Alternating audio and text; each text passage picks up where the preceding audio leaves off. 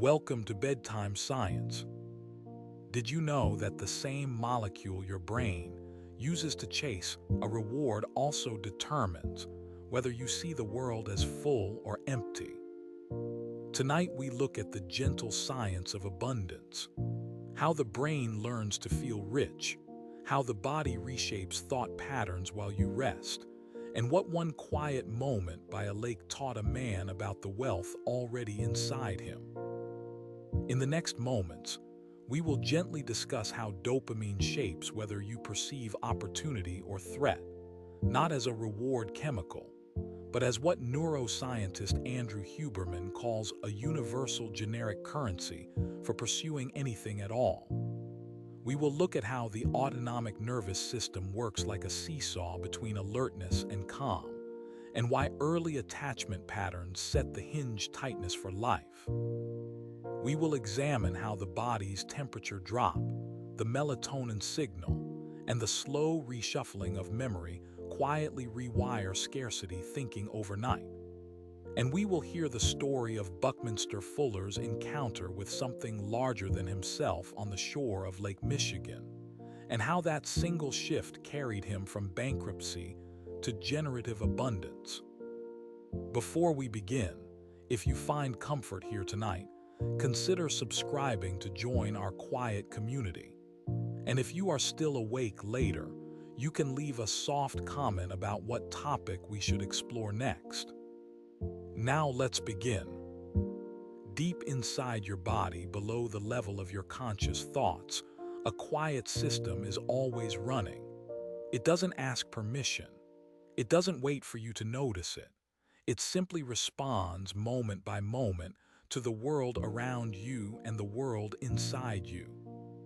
This system is called the autonomic nervous system. It works a bit like a seesaw. On one side sits alertness, tension, readiness, the widening of your pupils, the quickening of your breath, the tightening of muscles along your shoulders. On the other side sits calm, softness, the slowing of the heart, the loosening of the belly, the quiet feeling that right now nothing needs to happen. Huberman describes it simply. It's kind of a seesaw, he says. We can be alert and calm, or we can be very, very alert. Your body moves between these two positions all day, and all night too. But here's the thing. What determines how easily the seesaw tips, how smoothly your body shifts between alertness and rest, is something that was set very early in your life. The interactions between a child and a caregiver in those first months and years take the nervous system from one end of the seesaw to the other, over and over again. A baby cries. A hand arrives. The crying stops. The seesaw tips back toward calm. This happens thousands of times, and each repetition calibrates the hinge. Some children grow up with a seesaw that moves smoothly, alert when needed, calm when safe. The hinge is well-oiled and responsive. These are the children whose caregivers responded consistently, not perfectly, but consistently enough that the nervous system absorbed a simple lesson. The world answers when I call. Other children grow up with a seesaw that sticks. It tips too far toward alertness and stays there. Or it tips toward a frozen stillness that isn't really calm at all, more like shutdown. The hinge is tight, rusted, and the body carries that tightness forward into adolescence, into adulthood, into the way a person sits at their desk at work or lies awake at 2 in the morning wondering whether there will be enough. That hinge setting, that early calibration, shapes something much larger than whether you feel relaxed or tense on any given Tuesday afternoon. It shapes whether your brain, at a deep neurological level, perceives the world as abundant or scarce. When the seesaw moves smoothly, the brain spends less energy on scanning for threats. It can afford to look outward, to notice opportunity, connection, possibility. The prefrontal cortex, the part of the brain just behind your forehead that handles planning and perspective taking, stays active. It can weigh options.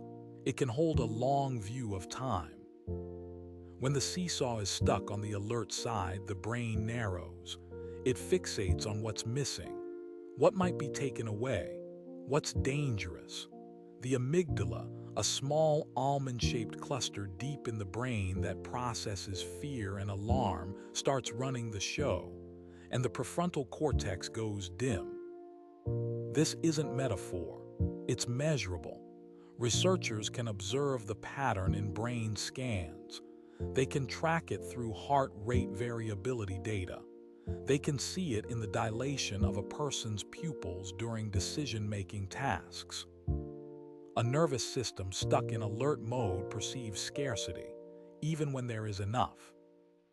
A nervous system that can return to calm perceives abundance, even when conditions are imperfect. Consider this: the ability to self-soothe, to bring yourself back to calm without needing another person to do it for you, is one of the most underappreciated forms of inner wealth. It doesn't show up on a bank statement.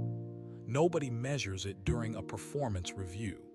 But it runs beneath every decision you make about risk, about generosity, about whether to hold on tight or let something go. People who can calm their own nervous systems carry a kind of portable safety. They can sit with uncertainty without panicking.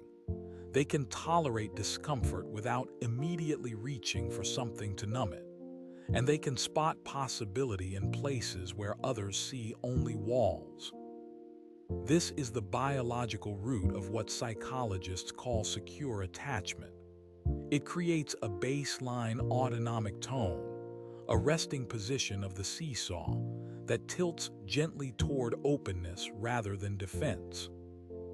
A landmark 2022 study published in a Nature journal analyzed individuals with at least €1 million in net wealth and compared their personality profiles to the general population.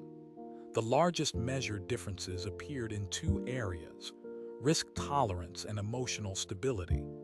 Wealthy individuals, particularly the self-made ones, scored markedly higher in emotional stability. That's another way of saying their seesaws moved more fluidly.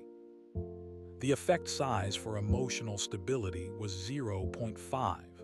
Medium, in statistical terms. For risk tolerance, it was 0.63. These weren't subtle distinctions buried in the noise. They were among the most reliable psychological differences between wealthy and non-wealthy populations in the entire data set. And here is a finding worth sitting with for a moment. Among the millionaires studied, those who built their wealth themselves showed the most pronounced personality profile, the highest risk tolerance, the greatest emotional stability, the most openness to new experience. Those who inherited their wealth, they showed the least pronounced profile. Their seesaws were, on average, no smoother than anyone else's. This matters. It suggests the personality configuration linked with wealth didn't simply appear after people got rich. It was already present. It preceded the money. Non-rich entrepreneurs, people who had started businesses but hadn't yet accumulated €1 million, already showed personality patterns resembling the wealthy profile. The seesaw was already well-oiled. The wealth simply hadn't arrived yet. Think about what that means. The inner orientation came first. The external results followed. Your nervous system is not just a reaction machine. It is a filter. It determines what you notice, what you ignore, what feels threatening, and what feels possible. And the smoothness of that filter, set in childhood but modifiable throughout life, shapes everything that comes after it. This inner stability, this quiet balance at the hinge of the seesaw, is the ground from which abundance thinking grows. Now let's look at a molecule. one tiny molecule that your brain produces in minuscule quantities, and that somehow shapes nearly everything about how you move through the world. Dopamine. You've probably heard of it. Most people have. It's often called the reward chemical, the thing that makes you feel good when you eat something sweet or check your phone or hear a compliment. But that description is incomplete, and the incompleteness matters a great deal. Dopamine is not primarily a molecule of reward. It is a molecule of motivation, of craving, of pursuit.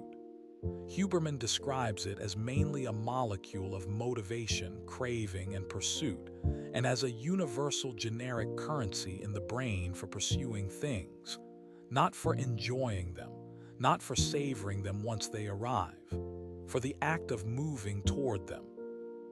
That distinction changes everything. When dopamine is flowing well, you don't feel satisfied. You feel drawn forward. You feel that something out there is worth reaching for. The world looks like it contains possibilities. Doorways seem to appear in what used to look like solid walls. When dopamine drops, the world flattens. Nothing seems worth the effort, not because the world has changed, because the chemistry viewing it has shifted. This is one of the most important things to understand about the mindset of abundance. It is not just a belief. It is not a philosophy you adopt by reading the right book or taping an affirmation to your bathroom mirror.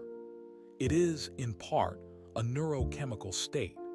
And like all neurochemical states, it responds to habit, to environment, to the quiet rhythms of your daily life. Your brain maintains two kinds of dopamine activity. The first is called tonic dopamine. Think of it as the water level in a well. It's the baseline hum of motivation that runs in the background all day long. When tonic dopamine is healthy, you feel a gentle, sustained openness. Not excited, not manic, just available, ready to engage with whatever the day brings. The second kind is called phasic dopamine. These are the spikes, a surprise compliment, a sale notification, an unexpected text from someone you like. These spikes feel sharp and bright like a camera flash in a dim room. But they come with a cost. Every spike above the baseline is followed by a dip below it. Your brain compensates. It pulls the water level down to balance the surge. And in that dip, you feel the opposite of abundance. You feel lack, craving, the nagging sense that something is missing, even if you can't name what it is. This is the mechanism behind what psychologists call the hedonic treadmill. The more spikes you pursue, the lower your baseline falls. The more rewards you grab, the emptier the spaces between them begin to feel. Scarcity thinking, that persistent feeling that there is not enough, often has its roots right here in this dopamine cycle. The brain has learned, through years of spike chasing, to need the next hit. And in the absence of that hit, it perceives emptiness. Not because the world is empty, because the neurochemical baseline has dropped. Abundance thinking correlates with something very different, a healthy tonic dopamine level, a steady, sustainable baseline, not euphoria, not the sharp brightness of a spike, just the quiet confidence that what you need is findable, that the world contains enough, that you don't have to grasp. A study published in Psych Journal demonstrated this beautifully. Researchers induced participants to feel financially scarce, not by changing their actual finances, but simply by making them aware that others around them had more. That perception alone shifted how their brains operated. They began thinking in more concrete, short-term patterns. Their mental time horizon shrank. They focused on immediate needs, survival needs, at the expense of longer-term possibilities. The participants who were induced to feel financially abundant, again without any change in their real bank accounts, maintained abstract, open, long-term thinking. They could hold a wider view. They could consider options beyond the next paycheck. And here's what's really striking. The shift was driven entirely by perception, not by reality. Feeling poorer than your peers triggered narrow, scarcity-oriented cognition regardless of how much money you actually had in the bank. And feeling sufficient, feeling like you had enough, preserved the kind of wide-angle thinking that supports good long-term decisions. This is dopamine's fingerprint on human cognition. When the baseline is low, the brain contracts. It zooms in on what's missing, what's urgent, what might be lost. When the baseline is healthy, the brain opens up. It notices patterns and connections. It perceives the larger architecture of a situation instead of getting caught in the details. The wealthiest individuals in Tom Corley's 5-year research study of 233 self-made millionaires displayed habits that, whether they knew it or not, protect tonic dopamine levels. 88% read for self-education every day, for at least 30 minutes. 76% exercised aerobically at least 4 times per week. 93% slept 7 or more hours each night. Notice something. These aren't spike-producing activities. They're baseline-sustaining ones. Reading doesn't give you a sharp neurochemical jolt. It builds knowledge slowly over months and years in a pattern that mirrors compounding interest. Exercise raises dopamine gradually, sustainably, without the crash that follows a sugar binge or a 2-hour social media scroll. And quality rest, well, we'll return to that very soon. Charlie Munger, who spent decades alongside Warren Buffett at Berkshire Hathaway, built his entire intellectual framework around what he called mental models, ideas borrowed from psychology, biology, economics, physics, all woven together. One of the most powerful was compounding. Not just financial compounding, knowledge compounding. Buffett himself said that knowledge builds up like compound interest, and his daily routine reflected that conviction. 5 to 6 hours of reading, 5 newspapers each morning, hundreds of pages of financial documents, day after day, year after year, decade after decade. By the time Buffett turned 50, his net worth was around $1 million. A comfortable sum, certainly, but not the figure most people associate with his name. 99% of his wealth accumulated after the age of 50. The compounding curve, applied to knowledge and capital simultaneously across 6 full decades, produced results that look almost impossible from the outside. But they weren't impossible, they were patient. And patience, the genuine willingness to let compound returns do their quiet work over long stretches of time, is itself a dopamine phenomenon. It requires a brain that doesn't need the spike, a brain that can sit with a steady baseline and trust the slow accumulation of value, even when nothing dramatic is happening on any given day. The J.P. Morgan survey of more than 100 billionaires, individuals with a collective net worth exceeding $500 billion, found that reading was still the most commonly cited habit connected to success. Not networking, not hustling, not any particular investment strategy. Reading. One anonymous billionaire in that survey said something that has stayed with me. The currency of life is time. It is not money. You think carefully about how you spend $1. You should think just as carefully about how you spend 1 hour. That's an abundance orientation applied not to finances but to attention itself. Time is the one resource you can never earn more of. How you use it, what you feed your brain with, what you do in the quiet hours when nobody is watching, these choices compound just as reliably as dollars in an index fund. More reliably, maybe, because knowledge, once absorbed, doesn't depreciate. Dopamine isn't about getting what you want. It's about the quiet confidence that what you need is findable. Dr. Alok Kanogia, a psychiatrist trained at Harvard who draws on both Western clinical practice and Eastern philosophical traditions, has spoken at length about the process of unlearning negative thought patterns. He describes specific practices that can help rewire the nervous system and resolve old traumas, not through suppression, not through pretending the wound isn't there, but through a patient act of understanding. One of his central ideas is that the ego, the self-concept, the story you carry about who you are and what you deserve, is often the hidden source of scarcity thinking. The ego says, I am not enough. There is not enough. I must protect what I have.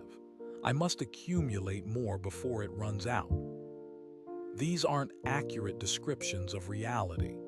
They're loops, learned patterns that the brain repeats because they were useful at some earlier point, maybe in childhood, maybe during a genuine crisis, and that keep running long after the original conditions have passed.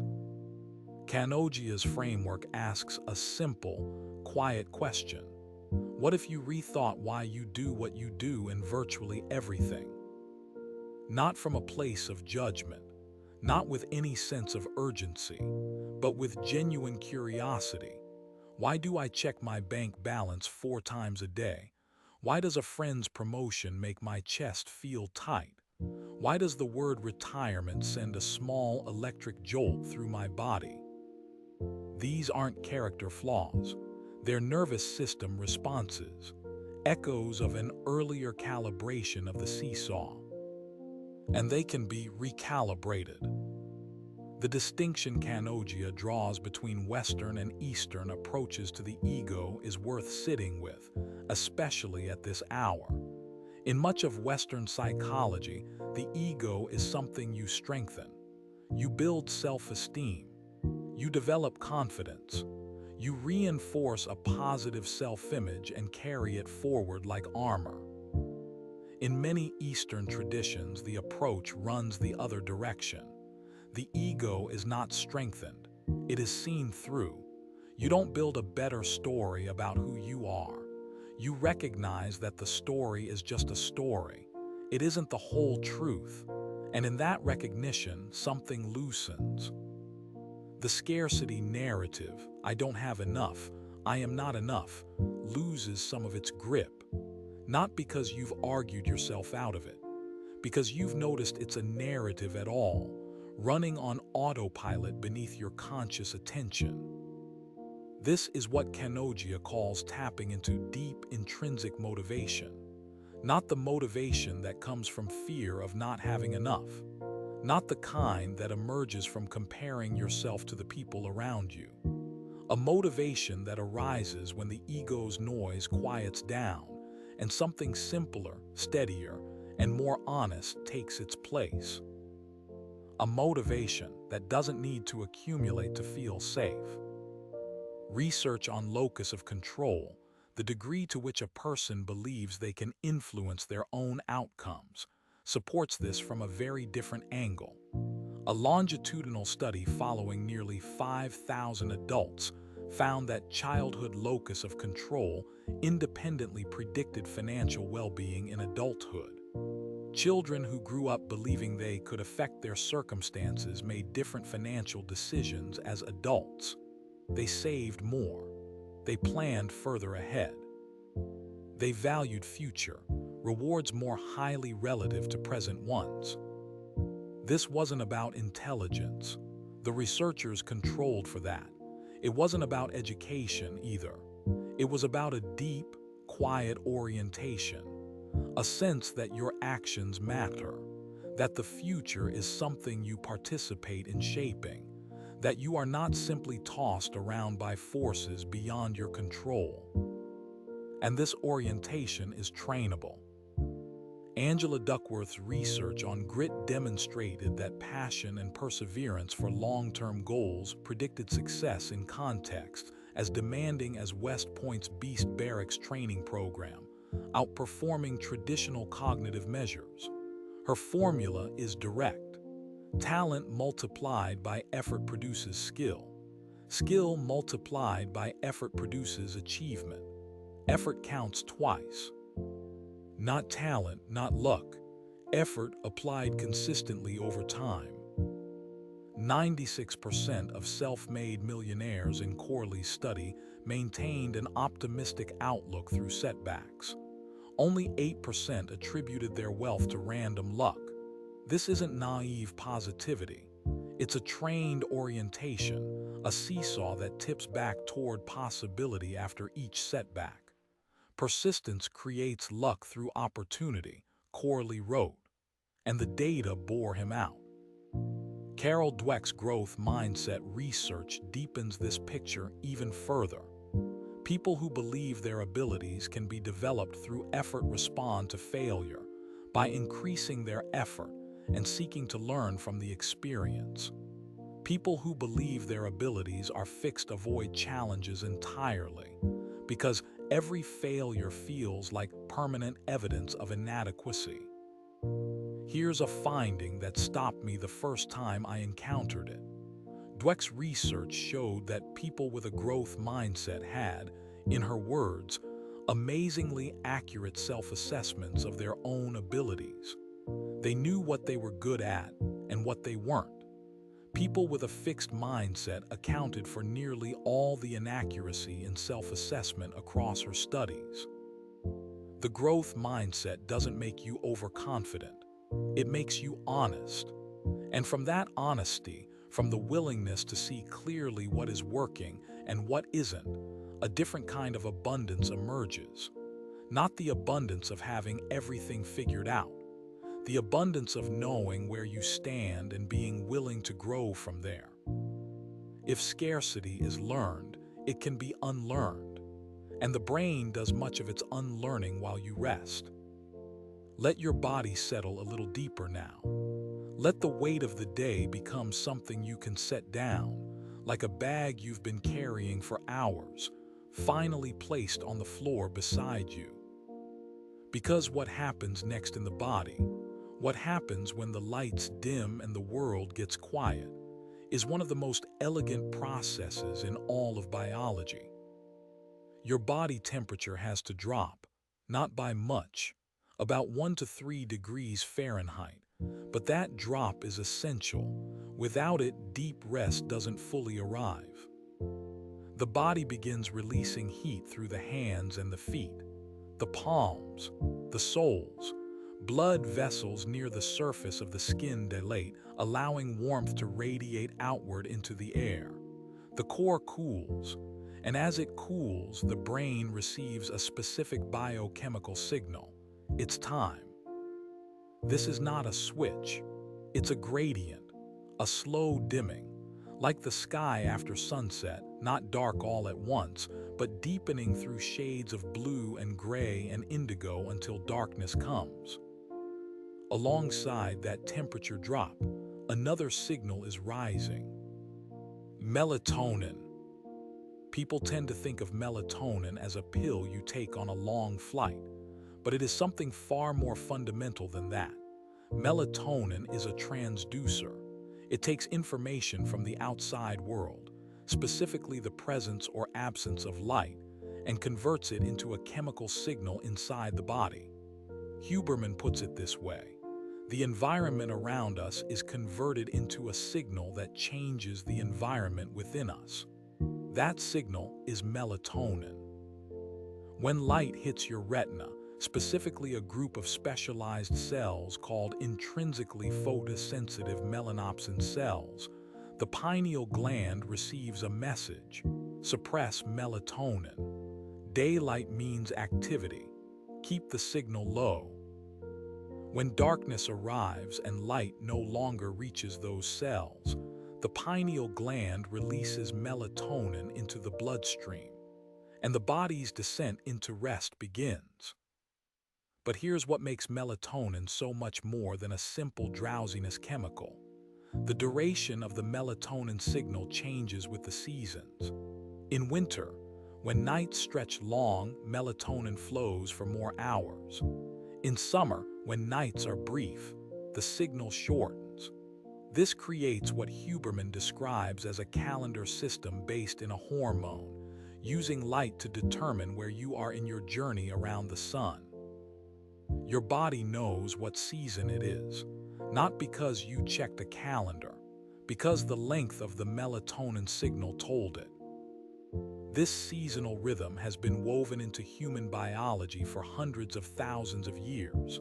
Long melatonin signals in winter, short ones in summer. The brain expanding and contracting its chemistry with the slow turning of the Earth around its star. And these fluctuations are, as the research notes, normal and healthy. The brain is designed to cycle. Seasons of generative output, seasons of quiet restoration, both necessary, both part of a larger rhythm that your body recognizes even if your conscious mind has forgotten it. Modern life disrupts this rhythm in a specific, measurable way. Bright light at midnight from a phone screen, a bathroom fixture, a television glowing in the next room causes melatonin to plummet to near zero. Not gradually. The signal drops hard. And when that signal is disrupted, the brain loses its sense of where it is in biological time. Not clock time. Something older than clocks. The deep, ancient time that tracks the seasons, calibrates hormones, and tells the body when to restore and when to push forward. Now, during the deeper phases of rest, what scientists call non-rapid eye movement phases, the brain is not idle. It is rehearsing. It takes the neural pathways you formed during the day and runs through them again, strengthening connections that were used, pruning connections that weren't. If you spent the day practicing a new way of thinking, noticing opportunities instead of threats, choosing long-term perspective over short-term alarm, noticing what's present instead of fixating on what's absent, then during deep rest the brain consolidates those new patterns. It makes them more automatic, more accessible, more likely to activate again tomorrow without your having to consciously choose them. And during REM phases, the stage where the eyes move rapidly behind closed lids and the brain generates vivid internal imagery, something different happens. The emotional charge attached to memories gets processed, reduced, softened. A memory that felt threatening during the day, a financial setback, a sharp remark from a colleague, an unexpected expense, gets replayed during REM without the full force of the fear response behind it. The amygdala quiets. The cortisol spike doesn't come. And when you wake, that memory has lost some of its edge. It's still there, but it's less sharp, less controlling. This is how the brain loosens the grip of yesterday's fears, not through argument, not through willpower, through the slow biochemical process of nighttime emotional recalibration. Every night, if the conditions are right, if the temperature drops, if the melatonin flows, if the light stays dim and the body is allowed to settle, the brain does a version of what Kanogia describes in Waking Life. It unlearns. It loosens its grip. It releases patterns that no longer serve the organism. And it opens space, quiet neural synaptic space, for something new to form. Some of these facts about rest and the brain may feel abstract, so let me ground them with a few specific observations. The temperature drop that initiates deep rest is regulated by a brain region called the preoptic area of the hypothalamus. This small cluster of neurons monitors core body temperature and sends signals to blood vessels in the skin. When the preoptic area detects that conditions are right, dim light, reduced movement, declining cortisol, it triggers vasodilation. Blood moves to the surface. Heat escapes. The core cools. If you've ever noticed that your hands feel warm just before you drift off, that's the process in action. The body is venting heat, preparing itself. Melatonin itself is synthesized from serotonin, which is in turn synthesized from the amino acid tryptophan. The pathway runs. Tryptophan becomes serotonin, becomes melatonin. Each step requires specific enzymes, and the final conversion, serotonin to melatonin, happens primarily in the pineal gland. That's a tiny structure shaped like a pine cone, sitting deep in the center of the brain. The philosopher René Descartes once called the pineal gland the seat of the soul, the point where mind and body connect. Modern neuroscience doesn't support that particular claim, but the pineal gland does occupy an unusual anatomical position. It is one of the few brain structures that sits outside the blood-brain barrier, allowing it to release melatonin directly into the bloodstream and affect the entire body at once. And light exposure through the skin, not just through the eyes, can also influence hormone levels. Huberman has discussed research showing that exposure of the skin to light can trigger increases in testosterone and estrogen. The mechanism works through the skin's own photoreceptors rather than through the visual system. Your body reads light through multiple channels simultaneously. The eyes, the skin, the pineal gland, all building a composite picture of the external world and translating it into internal chemistry. Your body is not separate from the world around it. It is in constant, quiet conversation with it. During the consolidation phases of deep rest, the hippocampus, a seahorse-shaped structure in the temporal lobe, replays the day's experiences to the neocortex. This replay happens in compressed time. Events that took hours to live through get replayed in seconds. And with each replay, the synaptic connections involved grow a little stronger and a little faster.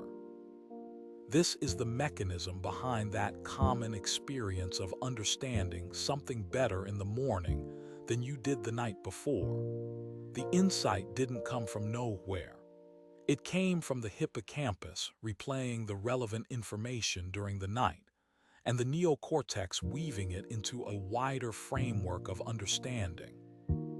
If you went to bed tonight thinking about a problem, financial, creative, relational, and woke up tomorrow with a slightly clearer sense of what to do, that would be consolidation at work. The brain processed the information while you were absent from it. It did the work without you. And this is why rest isn't separate from the abundance orientation. It's woven into it. The brain that rests well consolidates new patterns most efficiently. It processes old fears most completely. It wakes up tomorrow with a slightly wider aperture than it had today. Every night, the seesaw tilts gently toward calm. And in that calm, the conditions for abundance are quietly renewed. It is 1927. A man stands on the shore of Lake Michigan. His name is Richard Buckminster Fuller. He is 32 years old. His daughter Alexandra has died. His business has collapsed. He is bankrupt, discredited, and by his own account drinking heavily. He is standing at the edge of the dark water, considering whether to walk in and not come back. The city of Chicago glows faintly behind him. The lake is black and still. And in that moment on that shore, something happens that Fuller would spend the rest of his life trying to put into words. He described feeling suspended, held, lifted out of himself, as if the boundary between his body and the world around him had temporarily dissolved. He spoke later of encountering something he called a higher genius, a sense of connection to a purpose much larger than his own survival or failure. We can't verify from the outside what Fuller experienced that night. We can't put it under a microscope or replicate it in a controlled setting. But what happened afterward is thoroughly documented. Fuller made a decision. He decided that his life did not belong to him alone. It belonged, as he later put it, to the universe. And he would spend the rest of it conducting an experiment to discover what one individual could do to change the world, not for personal gain, but to generate value for all of humanity. The shift was not about money, it was about orientation. Before that night, Fuller's questions were organized around absence. What do I not have? What has been taken from me? How do I survive until next month?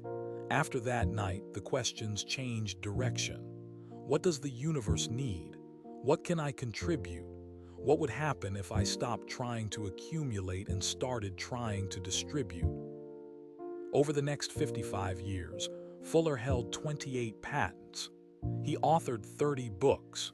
He developed the geodesic dome, a structure that encloses the most volume with the least material of any known architectural form. He circled the globe 57 times, lecturing and teaching and designing. He became one of the most prolific inventor-philosophers of the 20th century.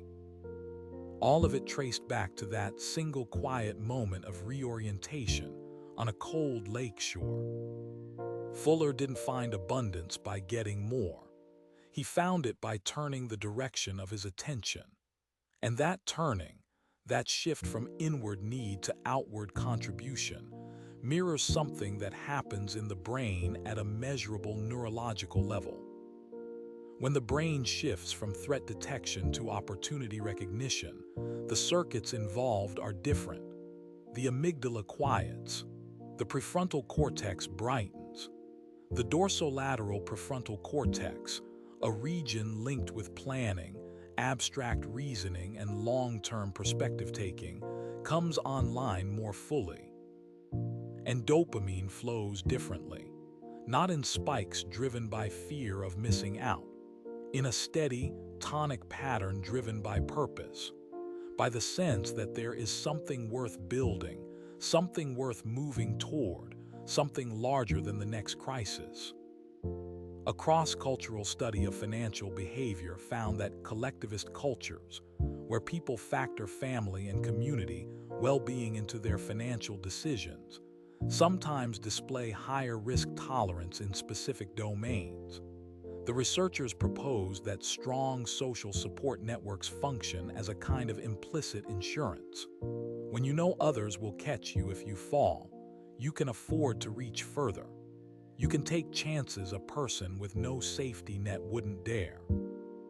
This is abundance as a social phenomenon, not just an individual mindset, but a relational field. The brain that knows it is supported makes different calculations than the brain that knows it is alone.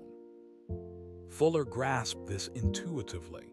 His decision on the lake shore was not to become self-sufficient. It was to become useful, to organize his life around contribution rather than accumulation. And in doing so, he found that resources, financial, intellectual, social, began flowing toward him rather than away from him. Not because the universe was rewarding his good intentions, because a person oriented toward contribution naturally creates things other people need, naturally builds networks of trust, naturally generates value that over time compounds. Fuller did not find abundance by accumulating. He found it by listening, by standing still on a dark shore and hearing something beneath the noise of his own fear. The brain that gives freely is, paradoxically, the brain that perceives the most. This isn't a greeting card sentiment. It's a neurochemical observation, and it begins with a molecule called oxytocin. Oxytocin is released during moments of trust, connection, physical contact, and cooperative behavior. It's sometimes called the bonding hormone, though that label is a simplification. What oxytocin actually does is modulate the brain's social processing systems. It suppresses cortisol, the body's primary stress hormone, and shifts the brain toward a state of openness, safety, willingness to engage rather than defend. When cortisol is running high, the brain contracts into protection mode. It hoards resources. It suspects threats. It narrows its focus to the immediate. When oxytocin rises and cortisol falls, the defenses loosen. The brain begins to perceive the social environment as cooperative rather than competitive. And in that altered perception, abundance becomes neurologically possible. Not because the world changed, because the chemical filter viewing it recalibrated. Gratitude practices, the deliberate, repeated act of noticing what is present rather than obsessing over what is absent, have been shown to shift the brain's default scanning pattern over time. With consistent practice, the brain allocates less attention to threat and more to opportunity. The prefrontal cortex strengthens its ability to dampen the amygdala's alarm signals. This doesn't happen overnight. It isn't magical or instantaneous. It's neuroplasticity at work, the same mechanism that allows a pianist to develop faster fingers or a taxi driver to develop better spatial memory. The brain rewires itself based on what it repeatedly does. If you spend 10 minutes each morning genuinely noticing what you have, not in a forced or performative way, but as an honest act of attention, the neural pathways associated with that noticing grow stronger, more myelinated, faster to activate, and the pathways associated with habitual threat scanning grow a little quieter. Not gone, just less dominant. Research on mirror neurons adds a social dimension to this picture. When you perform an act of generosity, giving your time, your attention, your resources without expecting a return, the brain of the person receiving that generosity doesn't just benefit passively. It mirrors. The neural patterns active in the giver's brain are partially replicated in the receiver's brain. Generosity is, in a sense, neurologically contagious. A person who gives freely creates a social field where others begin to mirror that same openness. The receiver's cortisol decreases. Their oxytocin rises. Their brain shifts toward cooperation. And in that shift, the conditions for mutual abundance, shared resources, collaborative problem solving, reciprocal trust, emerge naturally without anyone having to force them. Now, here's something worth noting about the relationship between generosity and wealth from the research data. The 2025 Financial Planning Association study surveyed 1,000 wealthy individuals. High net worth individuals, those with investable assets of $1 million or more, reported higher financial satisfaction, lower financial stress, and a much stronger internal locus of control. But they were equally likely to have made investment mistakes driven by emotion. This is what the researchers called the overconfidence paradox. Even wealthy, knowledgeable, experienced investors get swept up by fear and greed. Knowledge alone doesn't protect you from your own amygdala firing off false alarms. 84% of the high net worth group still wanted to improve their financial skills. Even at the top, the learning never stops. The point isn't that wealthy people are immune to bias. Nobody is. The point is that they build structures around their biases, pre-committed decision rules, automated saving systems, portfolio rebalancing on a fixed schedule, stop-loss levels set before the emotional storm arrives, not during it. 95% of self-made millionaires in Corley's study saved 20% or more of their net income, not because they had extraordinary willpower each Friday when the paycheck hit, because they'd automated the process. The decision was already made months or years earlier. The behavior followed without requiring a daily act of discipline. This is what behavioral economists call pre-commitment. You make the wise decision in advance, when your prefrontal cortex is fully engaged and your emotions are calm, and then you bind your future self to follow through. You remove the need for willpower in the moment of panic. Nassim Taleb formalized one version of this with his barbell strategy. The idea is elegant. Allocate 90% of your resources to extremely safe positions. Put 10% into high-risk, high-upside bets where the maximum possible loss is predefined and survivable. This way, you can tolerate enormous volatility in the risky portion because the safe portion protects your foundation. Taleb described the principle as the combination of aggressiveness plus paranoia. Clip your downside, protect yourself from extreme harm, and let the upside take care of itself. His fund profited during the 2008 financial crisis while most investors suffered painful losses, not because he predicted the crash, because his structure was designed to benefit from unexpected events. Jeff Bezos built a different but related decision framework. He classified decisions as either two-way doors, reversible choices you can walk back from, or one-way doors, irreversible commitments that demand more careful analysis. Most decisions, he argued, are two-way doors. They should be made quickly with about 70% of the information you'd ideally want. Speed beats perfection when the stakes are recoverable. Research from McKinsey backed this up. Companies that decided more quickly were twice as likely to also make high-quality decisions. Speed and quality weren't opposed. They were correlated. Only 37% of managers believed their organizations were both fast and accurate in decision-making. The abundance orientation applied to decisions says this: most of the time, you have enough information. Most of the time, you can correct course if you're wrong. Make the call. Move forward. Reserve your deeper analysis for the truly irreversible moments. Bezos also used what he called the regret minimization framework.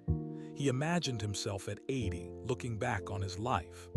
When deciding whether to leave a stable Wall Street career to start an online bookstore, he asked himself, "Will I regret not trying?" The answer was clear. He wouldn't regret trying and failing. He would regret never having tried at all. That framework anchors decisions to a distant time horizon.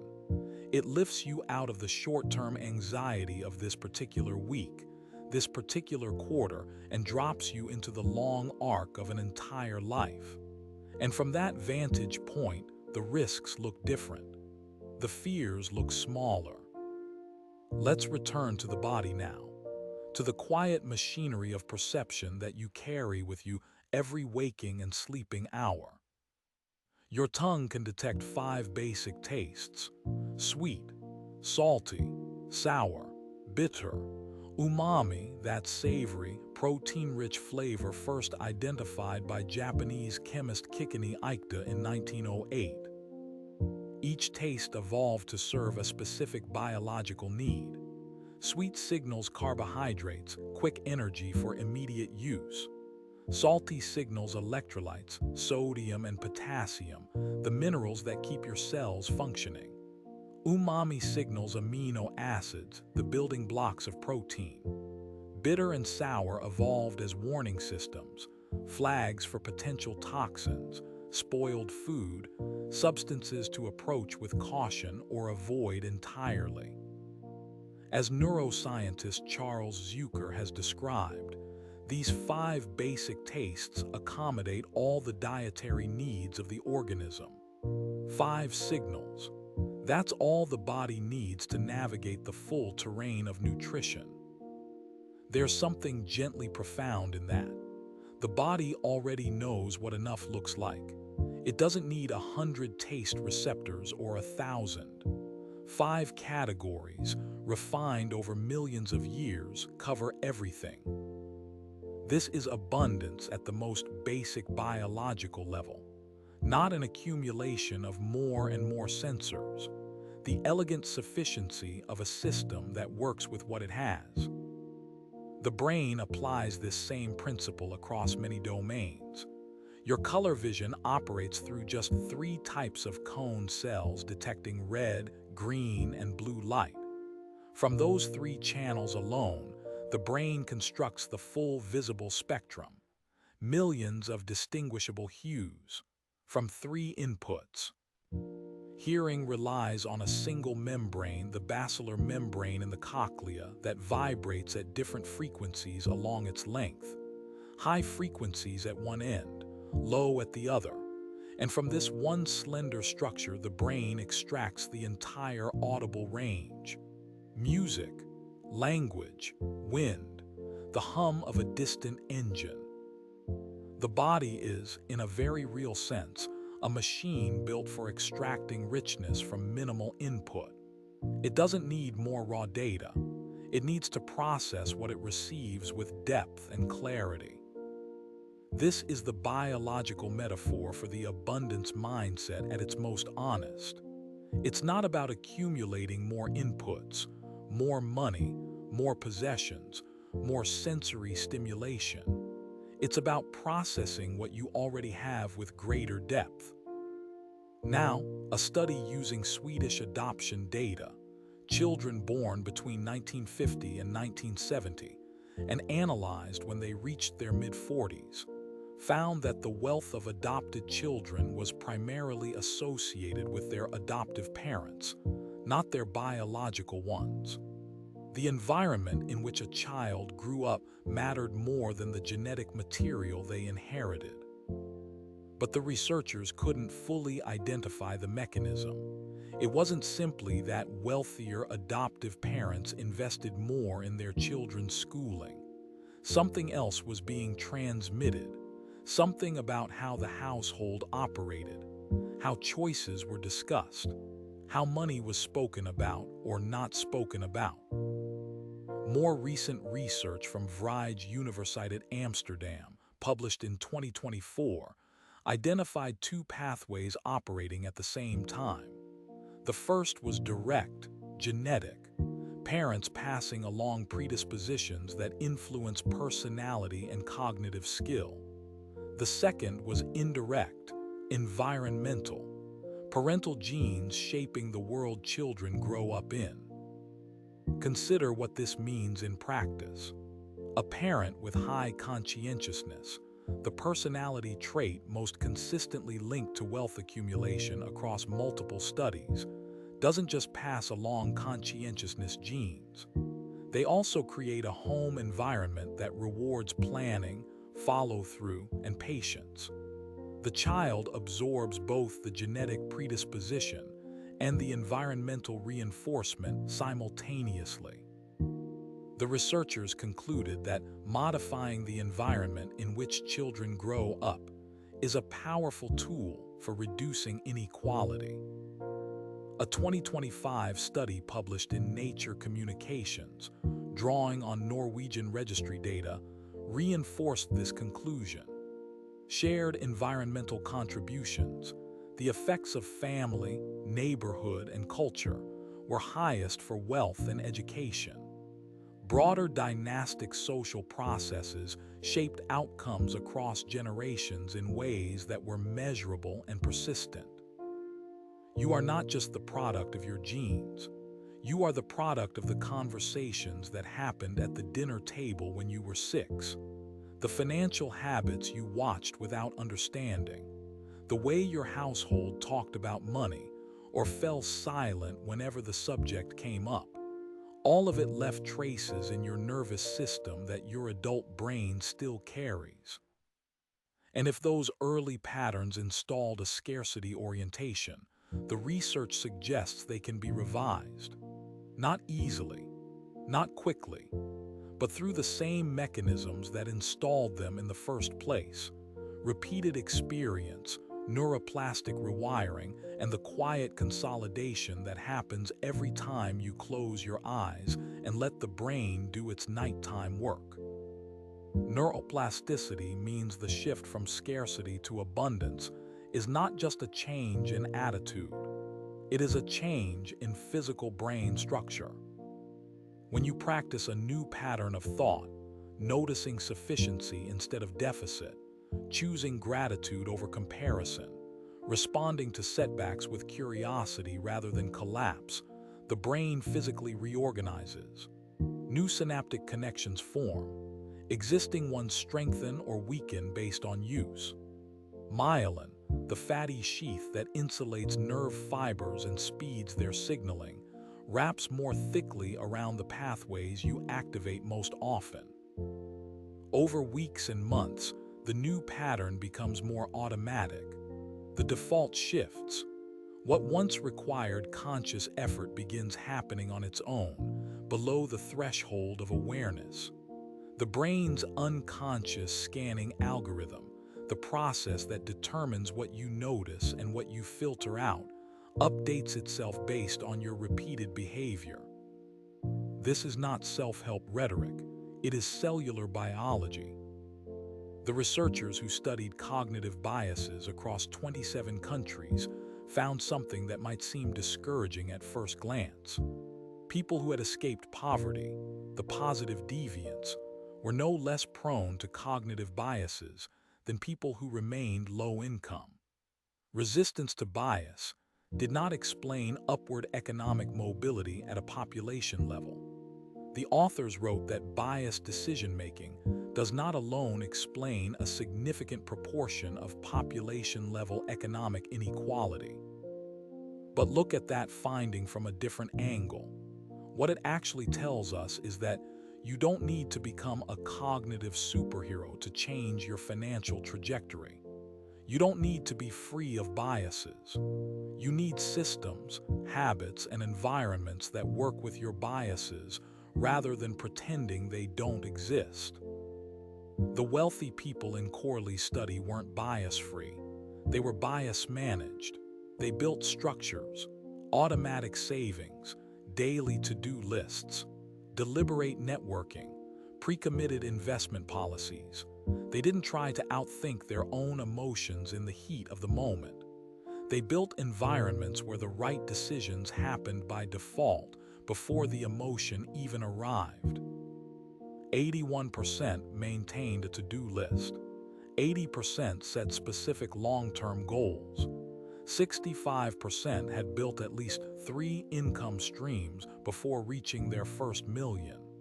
86% actively sought feedback every single day. These aren't heroic behaviors. They're small, consistent, repeated actions.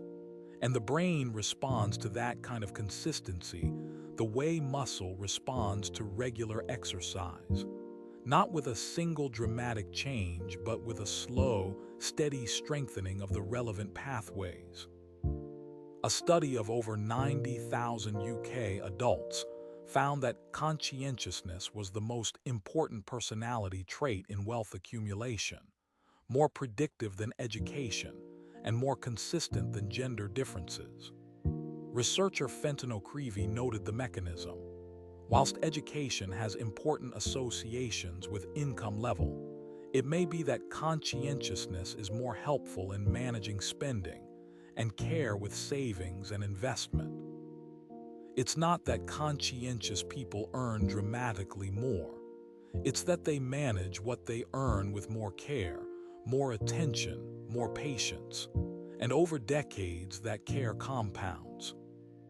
The famous marshmallow test, that Stanford experiment where children were offered one treat now or two treats if they waited, tells a more nuanced story than the popular version suggests.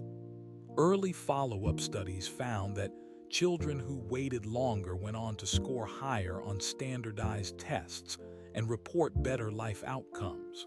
But more recent replications complicated the picture considerably. A 2024 study with over 700 participants found that marshmallow test performance was not strongly predictive of adult outcomes once researchers controlled for family background, socioeconomic status, and childhood intelligence. A separate study following the original participants into their 40s found only a tiny correlation between marshmallow wait times and midlife capital accumulation.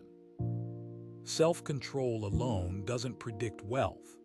The broader constellation of factors, conscientiousness, risk tolerance, environment, social networks, the slow accumulation of habits over decades, matters more than any single capacity measured in a lab at age 4. Abundance isn't a single skill, it's an ecosystem. Research on elite social networks in Madagascar, an unusual but revealing dataset of 1,000 elite individuals, found that the quality and diversity of social contacts was the most important factor in ascending the power hierarchy. Not the total number, the diversity. A network made up primarily of family ties was actually a disadvantage. Having at least one connection to an elite individual outside the family significantly aided upward mobility. But too many connections of the same type created redundancy without new information. This matches what network scientists have observed in other contexts. Weak ties, acquaintances rather than close friends, often deliver more valuable information and opportunity than strong ties. Your close friends tend to know the same things you know. Acquaintances move in different circles. They carry new information, fresh perspectives, access to rooms you haven't entered yet. Corley's research quantified this from the wealth perspective. 86% of self-made millionaires actively cultivated relationships with goal-oriented individuals. They nurtured connections through thoughtful gestures, and they deliberately distanced themselves from what Corley called toxic relationships that drain energy or foster negativity. This isn't networking in the transactional sense, handing out business cards and collecting LinkedIn connections. It's curation, choosing, consciously and over time, the people you spend your hours with, because the people around you quietly shape your neural patterns, your baseline dopamine, your sense of what's normal, what's possible, what's worth attempting. If your 5 closest relationships are organized around scarcity, around complaint and fear, and the belief that opportunity is shrinking, your brain will absorb that orientation. The seesaw will lean toward alert. The dopamine baseline will sag. The prefrontal cortex will lose some of its edge. If your closest relationships are organized around growth, around curiosity, around the belief that problems are solvable and effort is worth investing, your brain will absorb that instead. A finding from wealth accumulation research reinforced this. A larger proportion of neighbors with college-level economics or business education tended to promote retirement saving among nearby households. And greater local wealth inequality, combined with wealth mobility, motivated college-educated households to take more asset risks later in life. Your neighbors influence your financial behavior, not through advice or lectures, through the quiet power of norms. Your brain is always monitoring the social environment, always adjusting its internal model of what's normal and updating its default behavior accordingly. Let me return to the body one more time. To the skin, the eyes, the quiet chemical conversation between your physical self and the light around it. There are cells in your retina that don't help you see in the conventional sense. They don't detect color. They don't contribute to recognizing faces or reading text. They detect brightness. These are the intrinsically photosensitive melanopsin cells. They're most responsive to a wavelength around 480 nanometers, which corresponds to blue light. And their purpose is not vision, it is timekeeping. When these cells detect bright light, they send a signal to the suprachiasmatic nucleus, a tiny cluster of about 20,000 neurons sitting just above where the optic nerves cross at the base of the brain. This cluster is your master biological clock. When it receives the light signal, it suppresses melatonin production and synchronizes the body's internal rhythms to daytime mode. When the light fades and these cells go quiet, the master clock allows melatonin to flow. The body transitions to nighttime mode. Temperature begins dropping. Heart rate decelerates. The seesaw tips. This system is ancient. It predates humans by hundreds of millions of years. It predates mammals. Some version of it operates in nearly every organism with a nervous system. Even single-celled organisms respond to light and dark cycles. The rhythm of day and night is so deeply embedded in the architecture of living things that it's nearly impossible to completely override. But we try every night. Modern screens emit light in precisely the wavelength range that melanopsin cells are most sensitive to. That 480 nanometer blue light.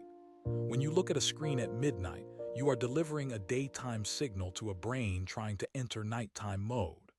The melatonin signal falters. The master clock receives contradictory input. And the entire cascade that follows, the temperature drop, the cortisol decline, the transition into deep rest, gets fragmented. Not always dramatically, not always in a way you consciously notice, but measurably, consistently, night after night after night. Over time, that disruption erodes the brain's ability to consolidate new patterns, process emotional memories, and maintain the neurochemical environment that supports clear thinking and long-term perspective. The parallel between seasonal rhythms and abundance is worth sitting with as you settle deeper into this moment. The length of the melatonin signal changes throughout the year. In cultures that still live close to natural light, the variation is pronounced. Long winter nights produce long melatonin signals. Short summer nights produce brief ones. This cycling affects mood, energy, reproductive hormones, and immune function. It's one reason so many historical cultures built rhythms of productivity and rest into their yearly calendars. Harvest seasons and fallow seasons, festivals of plenty and periods of quiet retreat. The modern world, with its constant artificial illumination, has largely flattened this ancient rhythm. We live in neurochemical perpetual summer. The melatonin signal stays short year-round. The brain never fully enters its winter restoration mode. Even the body knows that abundance is not constant fullness. It is a rhythm, a cycle of generation and rest, of pouring out and taking in, of expanding and pulling back. The heart beats in a rhythm. The lungs expand and contract. Blood pulses and pauses. Breath comes and goes. Abundance is not the absence of emptiness. It is the willingness to move through emptiness, knowing that fullness will return. We're deep into the evening now. You and I, the facts have been settling like sediment in a quiet pool. Let me gather a few more and place them beside what we've already seen. The human brain contains roughly 86 billion neurons. Each neuron can form thousands of synaptic connections with other neurons. The total number of possible connections in a single human brain exceeds the number of stars in the Milky Way galaxy. This isn't a metaphor for abundance. It is abundance. Structural, physical, countable abundance. The raw material for learning, for adaptation, for rewriting old patterns and building new ones. All of it already present, already available, already inside you right now as you listen to these words. The question has never been whether you have enough neural hardware. You do. The question is what patterns you choose to run on it, and what patterns you let the night's consolidation strengthen while you're away. Those patterns, the habits of thought, the default emotional reactions, the baseline neurochemistry, are more changeable than most people assume. Not infinitely changeable, not overnight, but across months and years, with consistent practice and adequate rest, the brain reshapes its own wiring. A pianist who practices for 10,000 hours develops measurably thicker cortical tissue in the regions controlling finger movement. A London taxi driver who memorizes the city's 25,000 streets develops a measurably larger hippocampus. These changes show up on brain scans. The tissue actually grows. New dendrites branch. New synapses form. Myelin thickens around the most used fibers. The same process applies to patterns of thought and perception. If you practice noticing sufficiency, genuinely, repeatedly, not as performance but as discipline, the neural circuits responsible for that noticing will grow stronger. The brain will become more efficient at perceiving what is present rather than cataloging what is absent. The neurochemicals in your brain are not permanent installations. They are flows. Dopamine is continuously synthesized, released, received, and metabolized. Serotonin fluctuates with the light cycle.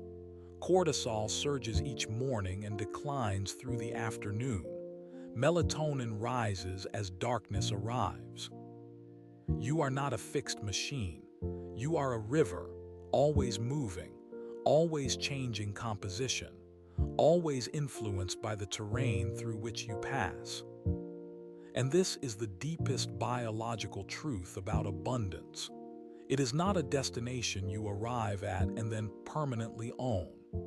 It is a state that the brain regenerates or fails to regenerate each day and each night through the interactions of chemistry, habit, environment, and rest.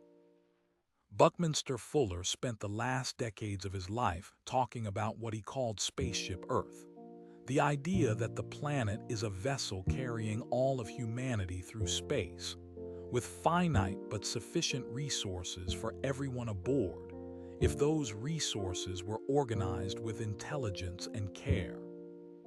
He didn't use the word abundance as a motivational slogan. He used it as a design principle. The question, for Fuller, was never whether there was enough on this planet. It was whether we were organized enough to recognize and distribute what was already here. In his own life, the evidence suggests he practiced what he articulated. He didn't accumulate a personal fortune. He lived modestly. His output was immense, but his lifestyle was spare. 28 patents, 30 books, 57 circumnavigations of the globe, the geodesic dome, now used on every continent including the research stations of Antarctica. All from a man who, at 32, had nothing, less than nothing. The reorientation, from what do I need to what does the world need, was not a single moment of inspiration that carried him effortlessly forward. It was a daily practice, a choice renewed each morning, a way of showing up that Fuller maintained for more than half a century. And the brain, we now know, rewards that kind of consistency, not with a dramatic flash, with a slow, steady recalibration of baseline dopamine, of autonomic tone, of the default scanning pattern that determines what you notice when you open your eyes each morning and look at the world. Let's return to the seesaw one final time. Right now, if you're lying in the dark or listening to this in a quiet room, your autonomic nervous system is doing something specific. It is shifting. The sympathetic branch, the alertness side, the side that kept you scanning and planning and managing all day, is beginning to release its hold. The parasympathetic branch, the calm side, the rest and digest side, is ascending. Your heart rate is slowing. Your breathing is deepening. The muscles in your face and jaw are softening in ways you might not even consciously register. This shift is not something you need to orchestrate. It happens when the conditions are right. Darkness, quiet, a gradual reduction in stimulation. The body knows how to do this. It has been doing it every night for your entire life, and for the entire evolutionary history of your species before that. As the seesaw tips toward calm, the brain enters a state that is, in many ways, the biological foundation of abundance. The prefrontal cortex releases its grip on planning. The amygdala reduces its scanning. The hippocampus prepares to replay and consolidate the day's experiences. The fear responses soften. The scarcity alarms grow dim. The tight grip of what if loosens. And in that loosening, the brain reorganizes, quietly, without your awareness, without your effort. It takes the patterns you practiced today, the choices you made, the thoughts you repeated, the moments of gratitude or generosity or long-term thinking, and it strengthens them. It makes them a little more available for tomorrow.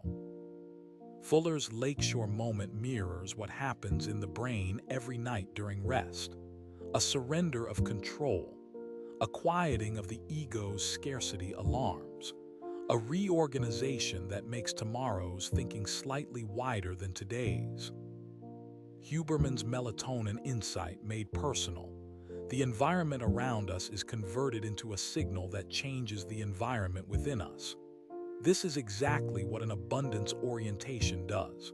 It takes outer conditions, whatever they are, however imperfect, and converts them into an inner signal of sufficiency. Not denial, not forced optimism, a genuine neurochemical shift in what the brain scans for and perceives. The brain that rests well is the brain most capable of abundance, not because rest makes you cheerful, because it completes the neurochemical cycle that allows you to release yesterday's fears.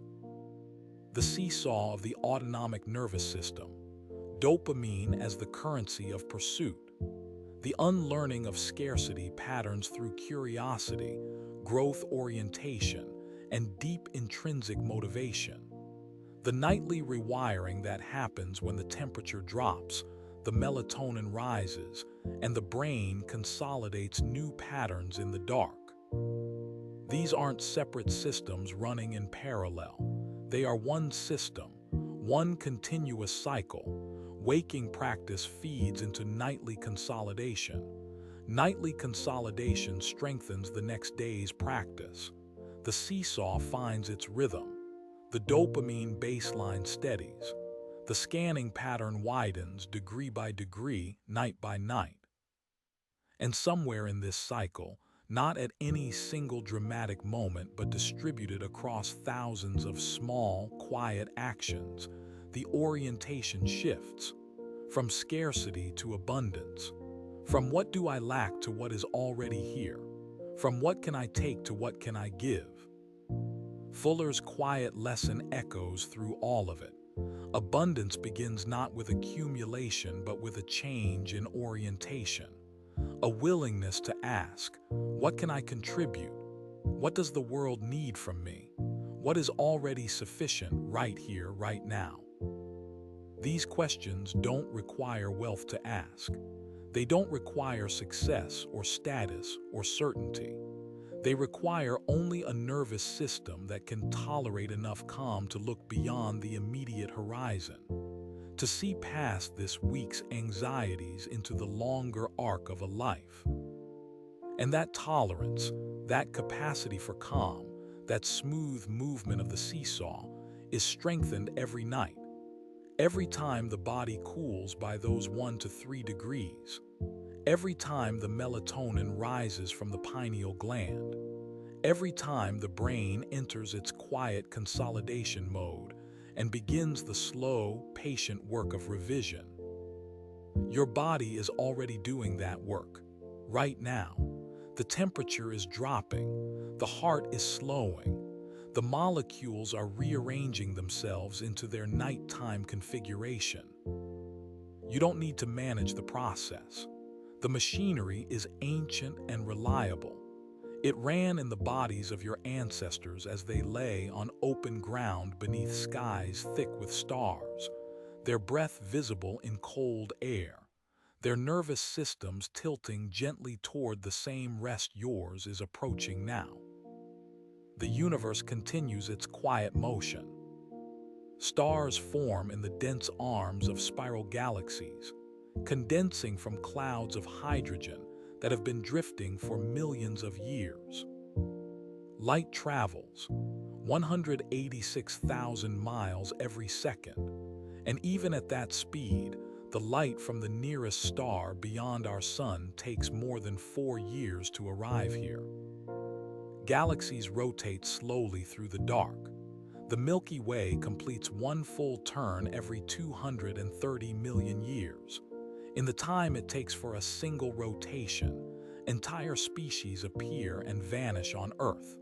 Mountain ranges rise and erode to sand. Oceans open and close like slow-motion doors. And somewhere within this vast slow motion, the body settles. The seesaw tilts. Melatonin rises. The brain begins its quiet nightly work of integration, loosening the grip of the day, strengthening the patterns that will serve you tomorrow, releasing the fears that no longer need to be carried forward. Abundance is not a quantity you achieve and then possess forever. It is an orientation you return to, again and again, night after night, breath after breath, a willingness to trust that the universe has enough and that your role is to help distribute it. The breathing slows, the body rests, the molecules shift. And somewhere inside the gentle rhythm of this moment, the brain is already rewriting tomorrow. Sweet dreams, and we will see you next time on Bedtime Science.